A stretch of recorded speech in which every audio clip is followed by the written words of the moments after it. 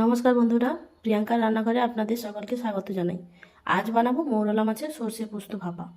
কাঁচের মতো দেখতে বলে এই মাছকে অনেকে কাচকি মাছও বলে থাকেন। ব্যস্ততার এই সময়ে ছোট মাছ বেছে রান্না করার মতো ধৈর্য বা মানসিকতা এখন আর কারোরই নেই বললেই চলে। কিন্তু এই ছোট মাছের মতো স্বাদ বা পুষ্টিগুণ আবার কোনো মাছে পাওয়াও যায় না। সার ঔষধবিহীন পুষ্টিগুণে ভরপুর। তাই আমি সপ্তাহের অন্য কোনো দিনগুলিতে না পারলেও শনিবার কিংবা রবিবার ছুটির দিনগুলিতে এই ছোট মাছ সময় নিয়ে বেছে রান্না করার চেষ্টা করি। ভালো কিছু বানানোর জন্য একটু কষ্ট তো করাই যায়, বলুন। আজ রান্না করব মাটির হাঁড়িতে। প্রথমে তেল গরম করব, তাতে দেব পেঁয়াজ কুচি। পেঁয়াজ কুচি একটু বেশি পরিমাণেই দেব, মিষ্টি স্বাদের জন্য। তারপর হালকা ভেজে দেব সরু সরু করে কেটে রাখা আলু।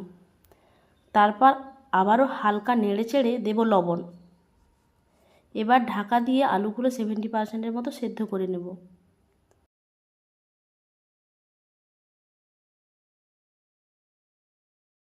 তারপর তাতে দেব আদা বাটা।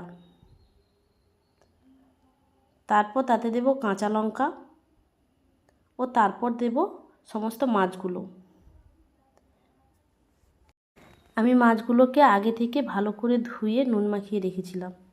হ্যাঁ, আপনারা যদি কাঁচা মাছগুলো গন্ধ করার ভয় পান তাহলে প্রথমে মাছগুলিকে ধুয়ে নুনের সাথে কিছুটা সর্ষের তেল ও 3-4 ফোঁটা লেবুর রস মাখিয়ে রাখতে পারেন।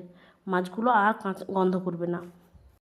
এবার মাছগুলি ভালো করে মশলার সাথে নাড়তে থাকুন। এবার দেখুন মাছগুলো সিদ্ধ হয়েছে কিনা।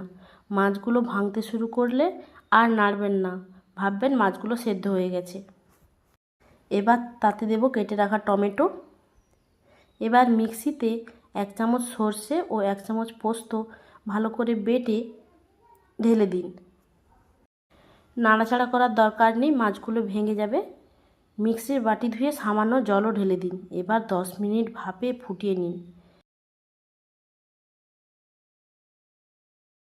এবার তেল ছেড়ে এলে ওপর থেকে একটু কাঁচা সর্ষের তেল ছড়িয়ে পরিবেশন করুন।